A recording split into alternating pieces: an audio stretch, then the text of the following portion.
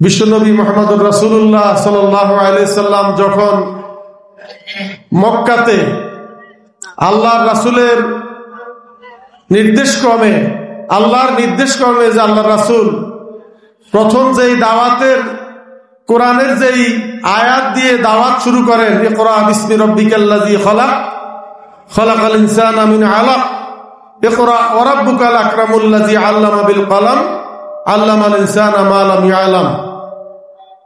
আল্লাহ রাসূল এই ওহী তার কাছে আসার 40 বছর পর্যন্ত তার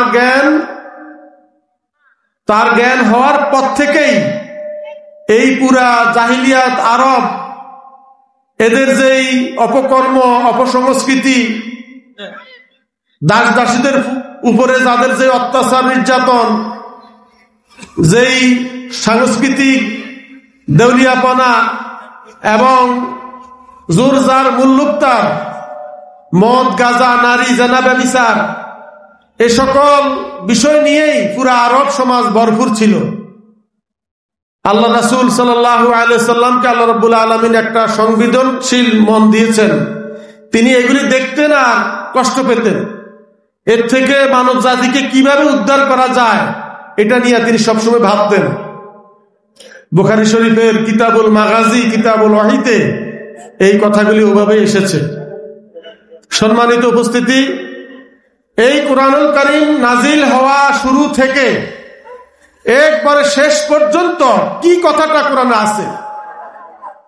কোরআনে এই কথাগুলিই আছে, হে মানব জাতি, আমি তোমাদেরকে সৃষ্টি করেছি একটি মাত্র প্রাণ থেকে এবং তার থেকে আরেকটি প্রাণ তৈরি করে আমি পুরা বিশ্বে নারী পুরুষ ছড়িয়ে দিয়েছি যাতে করে তোমরা আমাকে ভয় করতে পারো।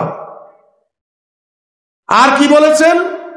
আরো বলেছেন কোরআনুল কারীমের মূল কথাগুলি, যেই কথাগুলি যে তোমরা এই মহাবিশ্বে তাকিয়ে দেখো কত সুন্দরভাবে আমি তৈরি করেছি। তোমরা আসমানের দিকে তাকিয়ে দেখো, সুম্মাল বাসারা কাররাতাইনি ইয়ানকালিবু ইলাইকাল বাসারু খাসিউন ওয়া হাসির। তোমরা বারবার তাকাও, তোমাদের চক্ষু ব্যক্ত হয়ে আবার তোমার দিকে ফিরে আসবে। তুমি এর সীমা পরিধি শেষ করতে পারবে না। তুমি দেখো হে মানব জাতি, আমি কিভাবে এই সৃজনের পরিবর্তন ঘটাই, রাত্রি দিনের কিভাবে পরিবর্তন ঘটাই, এগুলি তুমি চিন্তা করো। ইয়া উলিল আলবাব, ইয়া উলিল আবসার। এটার সর্বশেষ রেজাল্ট হইল, অতএব এত কিছু তোমার জন্য আমি করেছি। তোমার জন্ম থেকে মৃত্যু পর্যন্ত, তোমার জন্মের আগেও তোমার জন্মের উপাদান তোমার পিতামাতার ঔরসে এবং তার শরীরে দিয়েছি, সেগুলির দিকে তুমি খেয়াল করো। এরপরে আমি বৃদ্ধ বয়সে তোমাদেরকে সেই ছোট শিশুর মতো করে আমি দুনিয়া থেকে তোমাদেরকে নিয়ে যাই। তোমাদেরকে মধ্য বয়সে এমন শক্তি আমি দান করি যাতে করে তুমি আমার জন্য কাজ করতে পারো, আমার জন্য তুমি তোমার জীবনের শক্তিগুলি ব্যয় করতে পারো।